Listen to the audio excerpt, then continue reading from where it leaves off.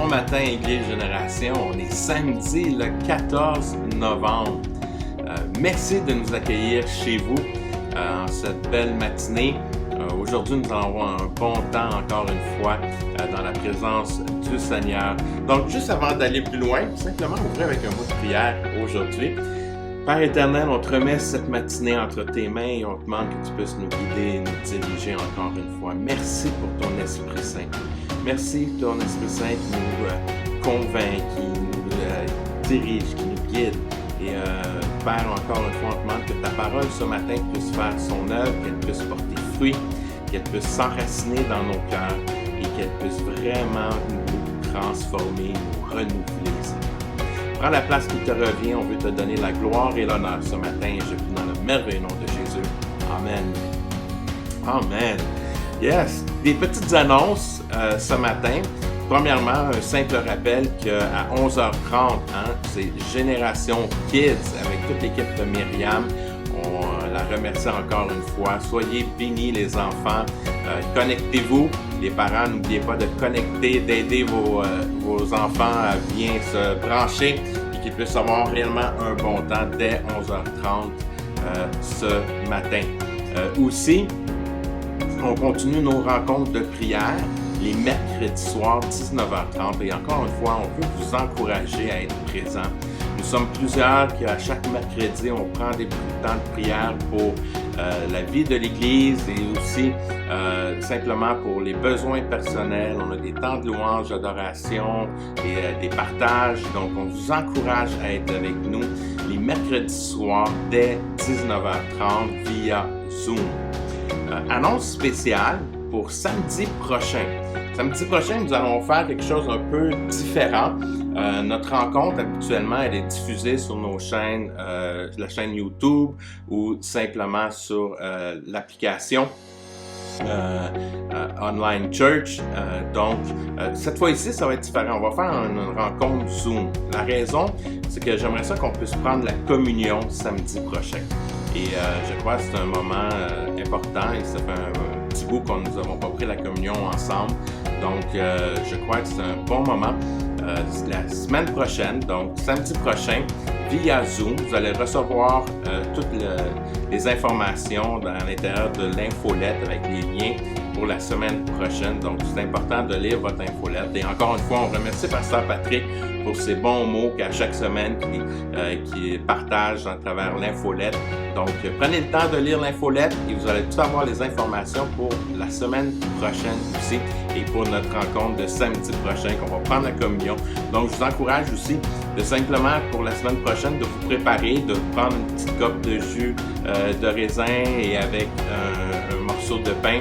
Et nous allons rompre le pain et le vin ensemble. Donc, et on va passer notre rencontre au complet via Zoom la semaine prochaine. Donc, c'est extrêmement important que vous soyez avec nous et que vous puissiez vous connecter en direct. Et ça va être plaisant samedi prochain. Donc, ça, c'est les petites annonces où encore une fois, on vous demande de continuer votre générosité. On vous remercie de vos contributions. Vous pouvez toujours contribuer en faisant des virements Interact à don@églisegeneration.com ou simplement aller directement sur notre site internet, cliquer sur l'onglet Faire un don et suivre toutes les étapes qui sont devant vous. Encore une fois, on vous remercie pour votre générosité. La semaine passée, nous avons continué notre série Solide comme un roc et je vous ai partagé 4 fondements, 4 piliers qu'on installe sur notre fondation qui est Jésus-Christ. Et comment on a pris le temps de réaliser que l'apôtre Pierre, dans le premier verset et le deuxième verset, qui nous parle que Dieu nous a choisis, qu'il nous connaît, qu'il veut nous faire croître et qu'il veut nous bénir. 4 piliers qui sont les fondements qui se reposent sur le fondement qui est Jésus-Christ. Et à travers ces 4, quand on installe ces 4 piliers-là à l'intérieur de notre vie, qu'on prend conscience de toute l'importance de cela, mais que les tempêtes passent, pas grave, notre maison est bâtie sur le roc. Et cette semaine, nous allons continuer notre série Solide comme le roc et soyez bénis par le message de la semaine.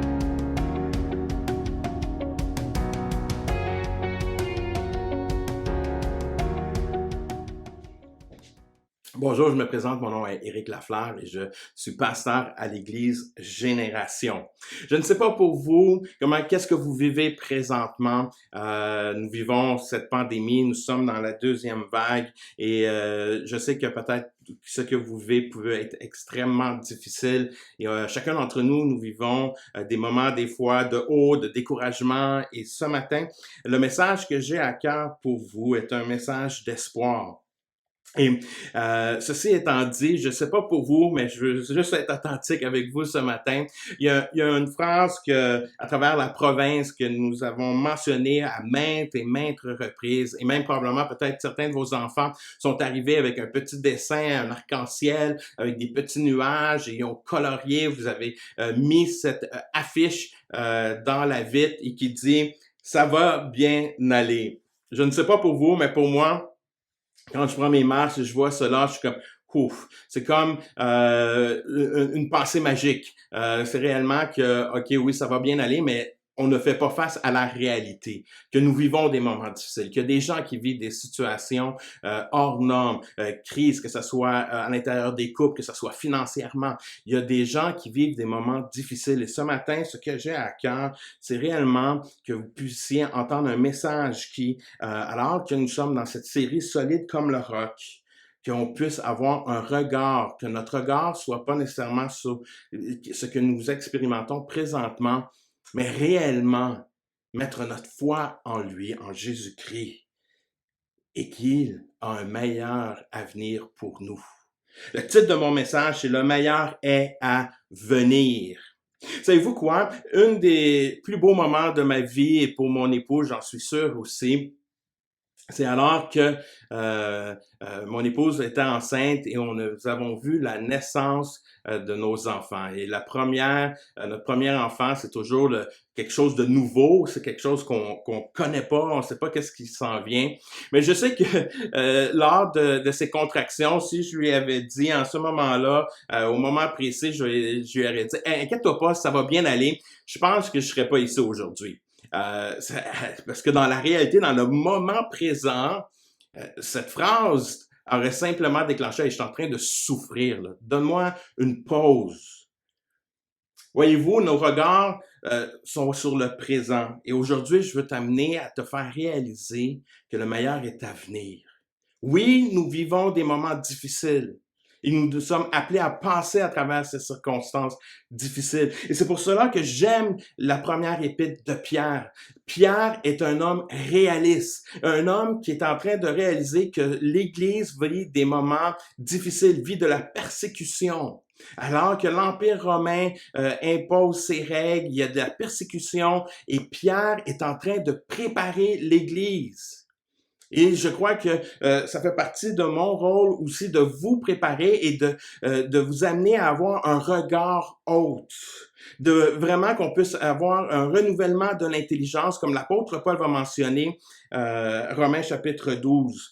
Versets 1 et 2, qui nous parle d'un renouvellement de l'intelligence, de porter notre regard, d'avoir une pensée différente. Et ce matin, alors que nous sommes dans ces textes, que l'apôtre Pierre est en train de prépare l'Église à vivre des moments difficiles, je crois, moi aussi, je suis appelé à vous enseigner à comment que nous passons à travers ces moments difficiles. Parce que la réalité, ça partira pas comme ça. Laissez-moi vous dire, même si demain, nous avons un vaccin, les défis vont demeurer. C'est pas que je suis pessimiste, mais je suis réaliste. Et je crois que je suis appelé à vous enseigner, à dire, OK, on va vivre des moments difficiles. On va vivre des choses qui vont être compliquées pour l'Église. Comment je vais réagir? L'apôtre Pierre nous dit le meilleur est à venir. Je veux te dire que le meilleur est à venir, que notre regard doit arrêter de se porter sur qu'est-ce que nous vivons présentement, sur nos défis, sur nos difficultés et de mettre notre regard sur Jésus-Christ. Et c'est cela que l'apôtre Pierre enseigne. 1 Pierre chapitre 1 versets 3 et 5. Lisons ensemble ce matin. Béni soit le Dieu et Père de notre Seigneur Jésus-Christ, qui, selon sa grande compassion, nous a fait naître de nouveau, par la résurrection de Jésus-Christ d'entre les morts, pour une espérance vivante, pour un héritage impérissable, sans souillure, inétarable, qui vous est réservé dans les cieux, à vous qui êtes gardés par la puissance de Dieu, au moyen de la foi, pour un salut prêt à être révélé dans les derniers temps. J'aimerais ça te dire que le meilleur est à venir car notre espérance est vivante. Notre espérance est vivante. Le meilleur est à venir parce que Jésus est vivant. Voyez-vous, alors que l'apôtre Pierre, nous avons vu dans les dernières semaines, au verset 2, que l'apôtre Pierre parle que Dieu veut nous bénir abondamment dans la grâce et la paix. Voyez-vous, la source de notre espérance se retrouve dans la grâce de Dieu. Dieu est venu, Jésus est venu, il est mort à la croix pour nous et nous avons cette source, cette grâce inestimable. Quel privilège que nous avons eu d'expérimenter la grâce de Dieu et d'avoir eu cette expérience de naître de nouveau. Voyez-vous, je crois qu'aujourd'hui, il y a tellement de monde qui ont besoin de ce message, d'expérimenter cette nouvelle naissance. Chacun d'entre nous, nous avons eu cette nouvelle naissance, ceux qui sont en Christ, qui ont donné leur vie en Christ, qui ont mis leur foi en Christ, qui ont déclaré qui était Jésus, qu'ils croient en la résurrection. Nous avons expérimenté cette nouvelle naissance. Peut-être certains d'entre vous, vous n'avez pas vécu ce moment-là. Et tu vis dans ce moment de désespoir. Et l'apôtre Paul va en parler dans Éphésiens 2 et 12 qui dit « Eh bien, vous étiez à ce moment-là sans Christ, vous étiez étrangers, vous n'apparteniez pas au peuple de Dieu, vous étiez exclus des alliances fondées sur la promesse divine, vous viviez dans le monde sans espérance et sans Dieu. » Chacun d'entre nous, nous étions dans cette situation. Nous vivions dans un monde sans espérance, sans espoir. Mais la journée où que nous décidons de prendre cette décision de croire et de mettre notre foi en Jésus-Christ, qu'il est mort, qu'il est ressuscité des morts et qu'il est vivant. Mon espérance est vivante et c'est pour cela que mon avenir est meilleur. Mon avenir est meilleur que peu importe ce que je peux vivre aujourd'hui. Je pourrais gagner le 649 aujourd'hui et mon avenir va être meilleur. Parce que laissez-moi vous dire, gagner à la loterie ne réglera pas vos problèmes. Probablement, cela va vous causer encore plus de problèmes. Laisse-moi te dire, ce qui est fait que j'ai un meilleur avenir devant moi, c'est que j'ai mis mon espérance en Jésus-Christ, qu'il est vivant. Et ce qui est merveilleux, c'est qu'il m'a offert cette grâce que je ne méritais pas, que personne ne mérite. C'est pour cela qu'il est mort à la croix. Et c'est pour cela que nous expérimentons cette grâce. C'est notre source. Mon avenir en Jésus-Christ est vivant. Et c'est pour cela que je veux t'encourager aujourd'hui à expérimenter la grâce de Dieu. Ne te pas laisser envahir par tous les désirs mondains qu'on peut avoir, qui nous emmènent souvent des problèmes aujourd'hui. Salomon, Salomon qui était l'homme le plus sage qui a jamais existé sur la terre, va déclarer dans Ecclésiaste 1, vanité, vanité. La terre est vanité, futilité. C'est des choses qui est balayées par le vent. Il nous a enseigné que c'était de la vanité. Et souvent, nous, on s'accroche à cela. Laisse-moi te dire que notre avenir est meilleur alors qu'on met notre foi en Jésus-Christ et en sa résurrection. Voyez-vous, c'est par le moyen de la résurrection que nous sommes sauvés. Voyez-vous, quand on regarde l'histoire, on regarde l'histoire de Pierre, le moment de découragement que probablement Pierre a vécu alors que Jésus est mort. Cette période de 3 jours avant que Jésus soit ressuscité, on voit que Pierre va retourner à son ancien métier. Pierre est découragé, retourne à son ancien métier de pêcheur. Mais alors que Jésus est ressuscité des morts, cela fait une différence complète dans la vie de Pierre. Pierre devient un homme transformé. Laisse-moi te dire alors que tu mets ta foi en Jésus-Christ, que Jésus-Christ efface tes péchés, efface tout ce qui est mauvais de toi, alors que tu reconnais qui qu'il est, que tu demandes pardon, tu demandes repentance du péché. Tu réalises que Jésus-Christ t'offre cette grâce, efface ce péché par la résurrection de Jésus-Christ. Laisse-moi te dire que Jésus aujourd'hui veut faire cette œuvre extraordinaire dans ta vie. Alors que tu mets ta foi en lui, alors que tu réalises qu'il est la source, qu'il est le moyen, c'est extraordinaire de voir comment ta vie est transformée. Les fardeaux, les douleurs, les craintes, les peurs quittent. Il est remplacé par une assurance, une paix et une joie. J'aime les promesses qu'on voit à l'intérieur de les Écritures. Jean 14, 6 qui dit, Jésus lui dit, je suis le chemin, la vérité et la vie. Nul ne vient au Père que par moi. Jean chapitre 15, verset 25, 26 qui dit, Jésus ajouta, moi je suis la résurrection et la vie. Celui qui croit en moi vivra, même s'il meurt. Et celui qui vit et croit en moi ne mourra jamais. Crois-tu cela? Voyez-vous, il y a une formule qui est très intéressante. Si tu nais une seule fois, tu vas mourir 2 fois. Mais si tu as 2 naissances, tu vas mourir une seule fois. Je répète.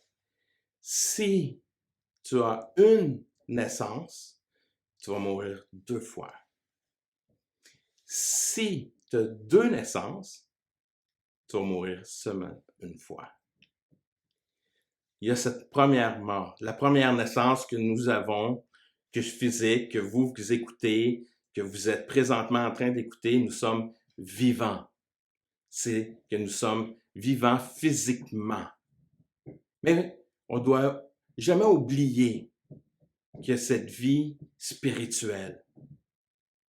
Et la façon d'être né de nouveau, c'est par la résurrection de Jésus-Christ, que je mets ma foi en lui et j'ai cette double naissance. Voyez-vous, celui qui ne croit pas en Jésus-Christ, alors qu'il va mourir physiquement, il va avoir une mort spirituellement aussi. Une mort qu'il ne sera pas dans la présence de Dieu pour l'éternité.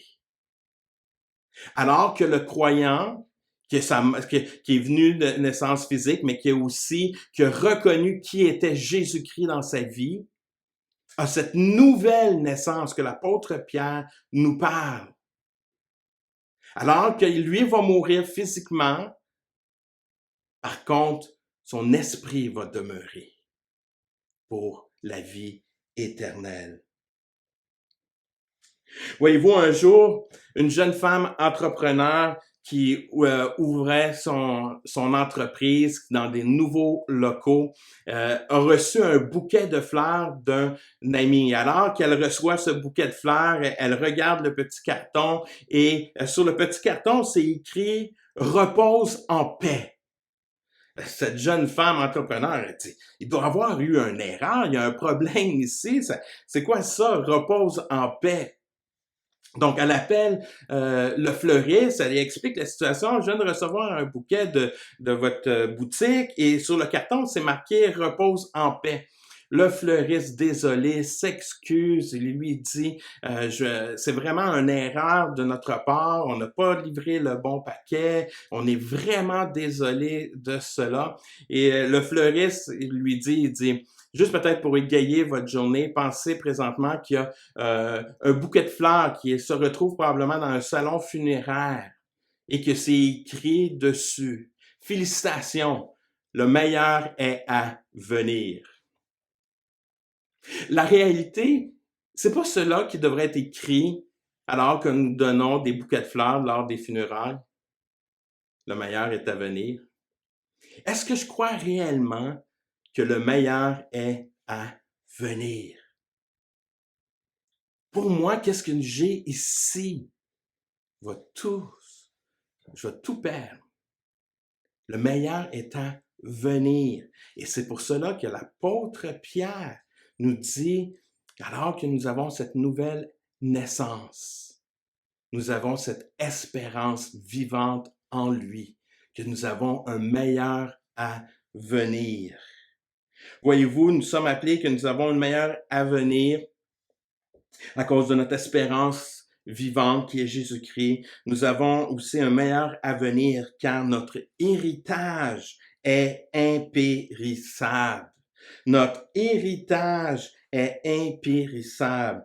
Romains 8, 17 nous dit, nous sommes ses enfants, donc nous sommes aussi ses héritiers. Oui, héritiers de Dieu, héritiers avec le Christ, car si nous souffrons avec lui, nous serons aussi avec lui dans sa gloire.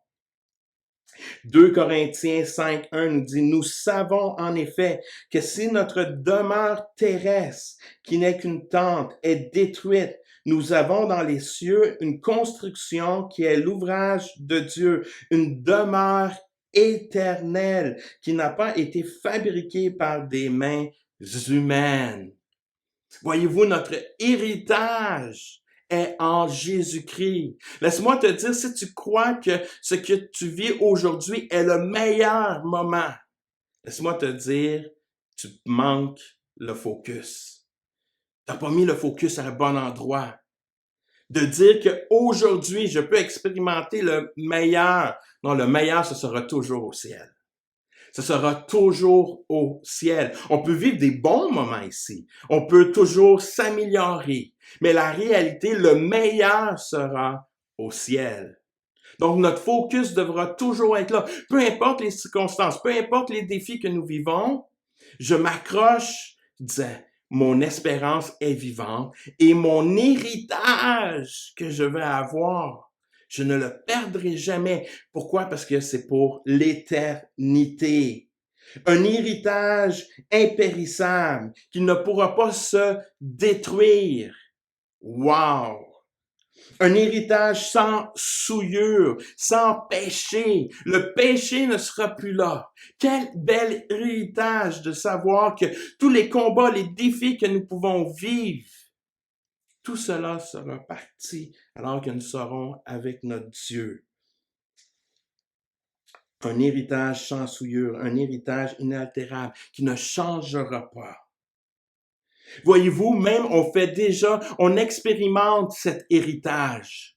L'héritage d'être un enfant de Dieu, un fils de Dieu. Cela emmène déjà une partie de notre héritage. On doit réaliser que à cause que je suis son fils, son enfant, je porte son nom. Cela m'amène à avoir de l'autorité. Cela m'amène à expérimenter le Saint-Esprit dans ma vie car je suis son temple. Alors que l'Esprit vient, anime et qui est à l'intérieur de moi. J'expérimente le Saint-Esprit, la personne du Saint-Esprit à l'intérieur de moi. Quel bel héritage que Dieu nous donne présentement, que je peux expérimenter les dons spirituels. Wow, quel héritage que j'ai présentement que Dieu me donne. J'ai accès au trône de grâce avec assurance. Je peux me présenter dans sa présence avec assurance à cause j'ai expérimenté la grâce de Dieu. J'ai expérimenté que Jésus a versé le sang, que j'ai reconnu qu'il a effacé mes péchés, que je reconnais son œuvre, qu'il est ressuscité. Voyez-vous, il me donne sa protection. Il m'accorde aussi son affection. Il m'accorde aussi la correction. Cela, c'est la partie des fois où que les gens sont comme, oh non, Dieu, oui, si je suis son enfant, j'ai besoin d'expérimenter certains correctifs. Dans ma vie, à cause que j'aime mes enfants, je corrige mes enfants. Encore aujourd'hui, même si mes enfants, 2 sur 3 sont plus à la maison, je demeure leur père. Et quand que je vois des situations dans leur vie, je ne me gêne pas d'intervenir parce que je suis leur père, je les aime. Je vais leur donner mes conseils, je vais leur dire, je vais leur dire, hey, fais attention à ci, il y a telle chose qui est présente, fais attention, aide la sagesse du discernement. C'est le rôle d'un père. Donc, mon Père céleste fait la même chose aujourd'hui avec moi. Quel privilège, parce que mon Père céleste m'aime. Il démontre de l'affection et il veut me reprendre, il veut me guider, me diriger à travers son Saint-Esprit. Voyez-vous, le meilleur est à venir, parce que notre héritage est impérissable. Notre héritage, quel privilège que nous avons. Réalisez-vous aujourd'hui aussi que tout ce qu'il va y avoir après la mort, que nous allons avoir ce corps incorruptible et surtout que nous allons passer l'éternité dans la présence de notre Père céleste, notre Dieu créateur. Nous allons passer l'éternité. Quelle joie, quelle réjouissance de savoir que nous allons être dans sa présence pour l'éternité. Voyez-vous, pour Pierre, le ciel n'est pas simplement une destination, mais c'est une motivation aussi. C'est notre motivation. Voyez-vous, souvent alors qu'on élève nos enfants, notre motivation, c'est qu'ils réussissent à l'école, qu'ils deviennent indépendants, qui vivent des belles choses ici-bas, qui trouvent une femme ou un mari, qui se marient ensemble et tout ça. Ça, on aspire à ces choses-là, mais la réalité, notre motivation pour nos enfants, c'est qu'ils découvrent qui est Jésus, qu'ils expérimentent Jésus dans leur propre vie, pour qu'ils puissent expérimenter Dieu. Voyez-vous, pour l'apôtre Pierre, le ciel n'est pas une destination seulement, mais c'est sa motivation. Parce qu'il sait aussi qu'il va avoir un héritage. C'est pour cela qu'il est capable de passer à travers toutes les circonstances. C'est pour cela qu'il vit des moments difficiles. Pierre va vivre des moments extrêmes. Alors que nous connaissons, l'histoire nous dit que l'apôtre Pierre va être persécuté. Il a été en prison. On l'a vu même dans les Écritures déjà. Et qu'on sait qu'il est mort, crucifié, la tête par en bas. Mais tout ça, Pierre a été capable de passer à travers tous ces moments difficiles parce que son regard était toujours sur le ciel. Le meilleur est à venir. Ce que je vis ici, c'est temporaire. Le meilleur est à venir. Le meilleur est à venir. Et dernièrement, le meilleur est à venir quand nous sommes sous sa puissance. Nous sommes sous la protection de Dieu. À vous qui êtes gardés par la puissance de Dieu au moyen de la foi pour un salut prêt à être révélé dans les derniers temps. Nous sommes sous sa protection.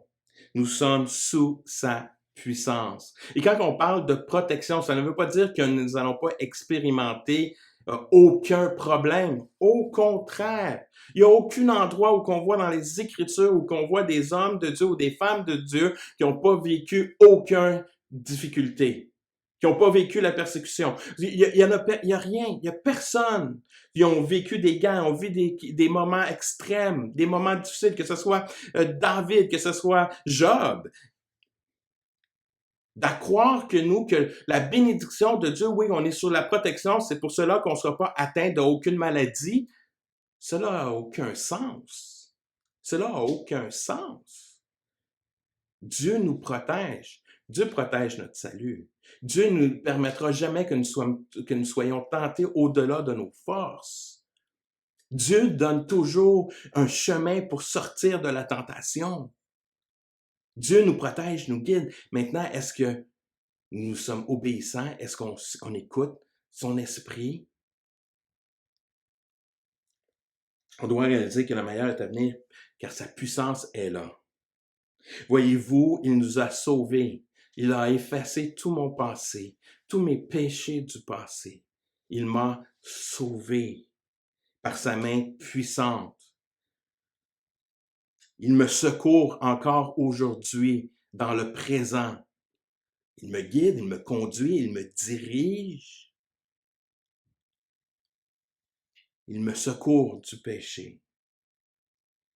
et il nous a sécurisé une place au ciel dans le futur. Cela ne pourra jamais changer. Voyez-vous que le meilleur est à venir? Le meilleur est à venir. Que notre focus soit réellement sur qu'est-ce qui va arriver après. Voyez-vous, ça va changer notre perspective, notre façon de gérer les choses. Nos réactions, nos actions, nos décisions vont être déterminées par notre croyance que le meilleur est à venir. Si je crois que le meilleur est à venir, la façon que je vais dépenser, la façon que je vais être généreux, la façon que je vais prendre soin des autres, la façon que je vais réagir, les actions que je vais avoir envers mes frères et mes sœurs vont toujours être déterminées. Et en réalisant qui est Jésus, tout ce qu'il a accompli, et en réalisant que, wow, le meilleur est à venir. Peu importe qu'est-ce que tu vis présentement, peut-être tu n'es pas un croyant, mais je veux t'encourager à mettre ta foi en Jésus-Christ, mettre ta foi en lui et de simplement ouvrir ton cœur, de simplement lui dire avec des mots sincères, toi-même, pas des prières préfabriquées, avec tes propres mots, simplement dire, Père, je reconnais que tu es mon Père, je reconnais que Jésus est mort à la croix pour mes péchés. Je te demande pardon d'avoir péché, d'avoir simplement pas cru.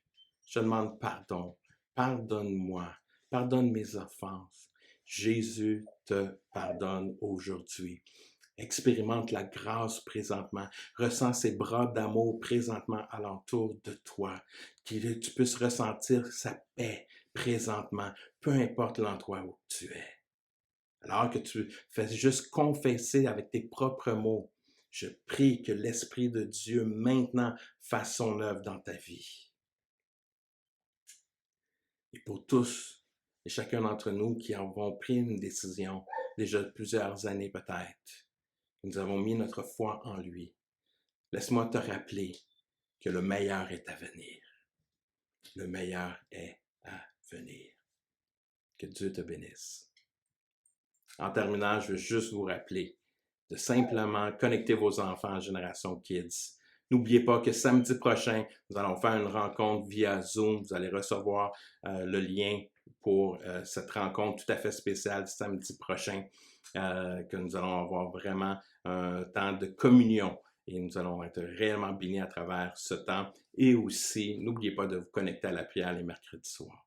Encore une fois, je vais juste terminer en prière et qu'on va pouvoir clôturer. Père éternel, encore une fois, je reviens devant toi, je veux te remercier. Merci pour ton Fils, je te remercie pour le sacrifice, je te remercie, Jésus, d'être venu sur la terre, d'être mort à la croix à ma place, alors que c'est moi qui méritais le péché, le jugement, alors que c'est moi qui méritais d'être jugé pour toutes mes offenses contre Dieu. Et que tu as pris ma place sur cette croix, que tu as versé ton sang pour moi. Et Père, et Jésus, je te dis merci, merci, merci. Alors que je ne méritais rien, tu as tout fait pour moi. Ce matin, je viens devant toi et je veux juste te dire merci. Me voici à tes pieds. Guide-moi, dirige-moi. Fais ton œuvre dans ma vie. Fais ton œuvre dans chacun de nos vies. Guide-nous et dirige-nous. Et Seigneur Dieu, fais ton œuvre et qu'on puisse être une lumière. Qu'on puisse être une lumière dans ce monde qui souffre tellement. Encore une fois, je te demande de faire ton œuvre. Je te demande ta protection et ta bénédiction sur chaque personne. Je prie dans le merveilleux nom de Jésus. Amen. Que Dieu vous bénisse. On se voit la semaine prochaine.